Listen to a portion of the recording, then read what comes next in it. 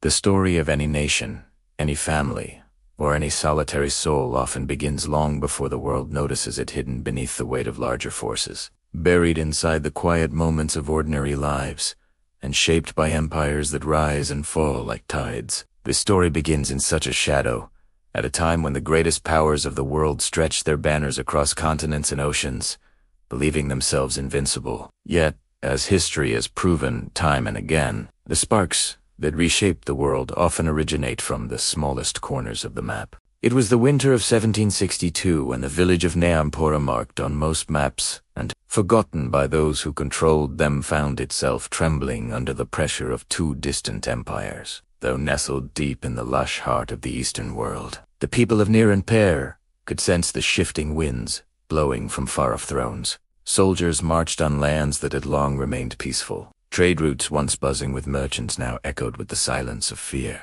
And in the midst of this uncertain era lived a young boy named Arav, whose destiny would stretch far beyond the village fields, and whose footsteps would eventually carry him to the edges of the known world. Arav was the son of a humble potter who shaped clay with the precision of a scholar and the passion of an artist. His mother, Mira, was a storyteller whose voice turned simple evenings into swirling worlds of adventure. Together, they raised their son with the belief that one's true wealth rested not in land or coin, but in courage, curiosity, and kindness. But they also raised him with the truth that every generation before them had known.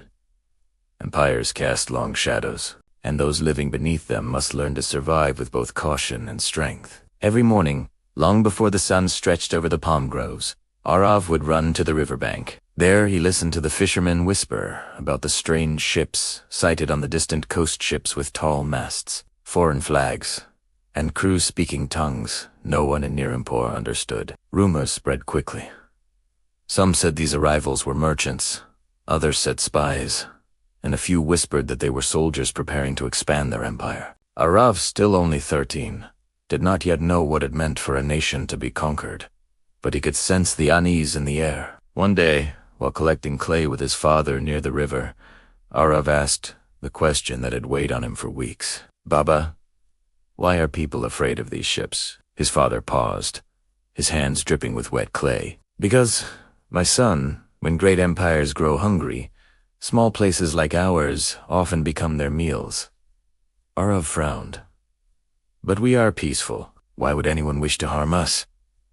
His father sighed. "Peace is precious, but it is also fragile. Empires do not see villages, they see land, power, and opportunity."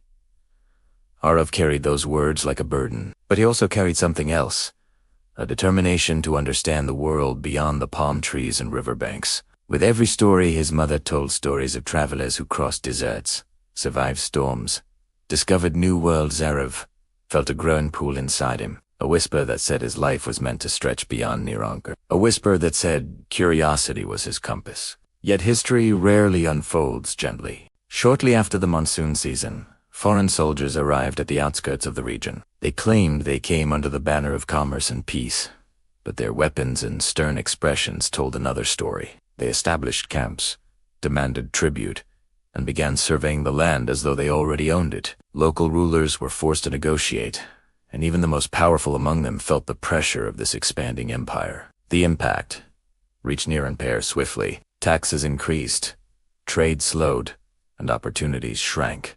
Many familias, including Arav's, found themselves struggling to make ends meet. Still, Miran the potter continued shaping clay, refusing to let fear define his craft. "Empires may take land," he said, "but they cannot take the hands that create." But fate had already begun shaping Arav's path. In the spring of 1765, a merchant caravan arrived in Nyampora. These were not the foreign soldiers, but independent traders who traveled between ports and inland towns, carrying goods, stories, and sometimes secrets. Among them was an elderly man named Yusuf Askalat, and Navigataru had spent half his life sailing across continents.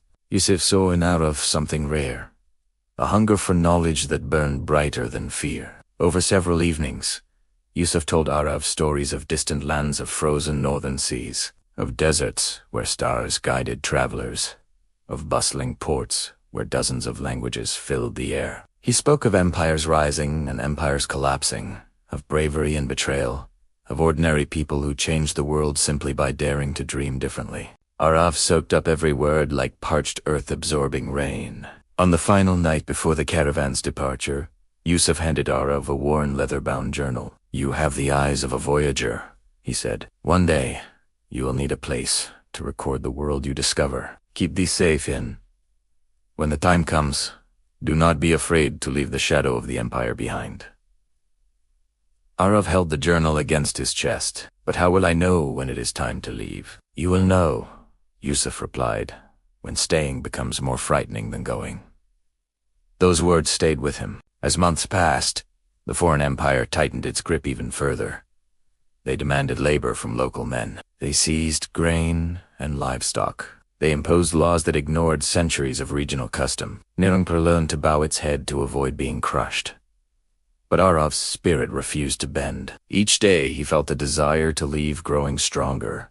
Yet the idea of abandoning his family filled him with guilt. His moment arrived unexpectedly. One afternoon, while returning from the river, Arav found his father sitting silently beside the pottery wheel. Several of his clay pots lay shattered. His father's hands trembled.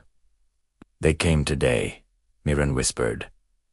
"The soldiers. They demanded 50 pots by next week, without payment. They said it was an order of the Empire." Arav felt anger rising like a storm. "That's theft. That is power," his father replied softly. "And we are small."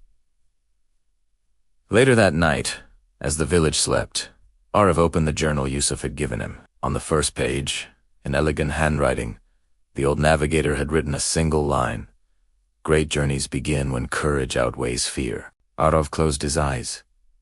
Understood, if he stayed, the Empire's shadow would swallow not only him, but his family and every dream he carried. But if he left, if he sought knowledge, alliances, and opportunities beyond Nirongpa perhaps, one day he could return strong enough to lift that shadow. With a heavy but determined heart, Arav made his choice. Before dawn, he packed a small bag, a loaf of bread, a clay cup his father made, a scarf from his mother, and the journal. When his parents awoke, he told them everything: his fears, his hopes, and his belief that his journey might one day help their village reclaim its dignity.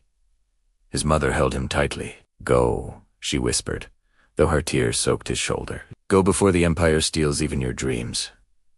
His father placed a hand on his head.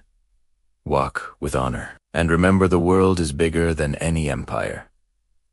And so, with the rising sun casting gold across the fields, Arav left Nir. He walked with trembling steps at first, then steady ones.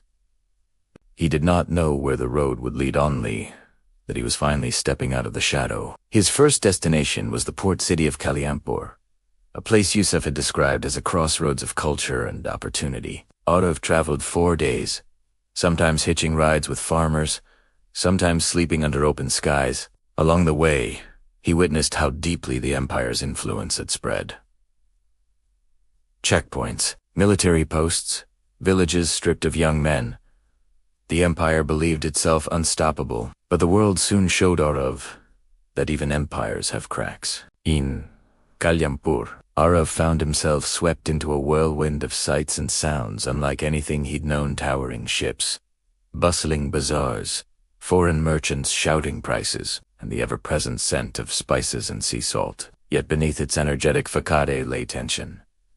The Empire controlled the port. Soldiers patrolled every street. Local merchants were taxed into poverty. Sailors muttered about rebellions growing in secret. Arav quickly befriended a group of dock workers who admired his eagerness to learn. Among them was a young woman named Leela, sharp-eyed and fiercely independent, who dreamed of a world free from imperial chains. She taught Arav the layout of the port, the unspoken rules, and the dangerous places to avoid. He learned as quickly as he could how to tie knots, how to navigate by the stars, how to identify cargo from different nations, even how to read maps. But the greatest lesson came when the Empire made a mistake. One morning, the Empire seized several local fishing boats, claiming they were being used to smuggle weapons. In truth, they simply wanted to tighten control. The fishermen protested. Soldiers responded with violence. Arav witnessed a confrontation from the pier. The sight of ordinary men beaten for defending their livelihood ignited something inside him: anger. Yes, but also clarity. The Empire was not a force of order. It was a machine of control, and if people across the region did not stand together, they would be crushed one by one. That night, in the dim light of an abandoned warehouse, Arav met with Lila and several others who dreamed of resisting the Empire. Some were fishermen, some merchants, some former soldiers, but all were united by a shared belief that freedom was worth fighting for. Arav spoke from the heart. He told them about Nirampur, about his father's stolen labor, about the spreading fear. His words resonated deeply. Though still young, his conviction burned bright enough to inspire others. This was the night Arav stepped not only out of the Empire's shadow, but into the beginnings of something larger: a movement, a mission, a journey that would reshape him and those around him. In the following months, Arav learned to navigate both sea and strategy. He joined clandestine meetings, traveled on merchant ships to neighboring ports, and forged alliances with those who also sought freedom. He wrote daily in his journal, filling its pages with maps, observations, and reflections. He trained in secret learning to defend himself, to interpret the Empire's patterns, and to inspire those who had lost hope. But for all his growth, he never forgot where he came from. Nirampur remained his anchor, the place whose suffering had sparked his resolve. He longed to return, but he promised himself he would do so only when he had the strength to make a difference. Years passed. Empires clashed across continents. Revolutions rose like wildfire. And out of once, just a boy from a quiet village became a man who carried the fire of freedom in his heart. But the true journey had only begun. For every empire eventually faces those brave enough to challenge its shadow, and every story of resistance begins with a single step taken by someone who refuses to bow. Arav's step had already been taken. Thanks for watching, and be sure to subscribe for more stories like this.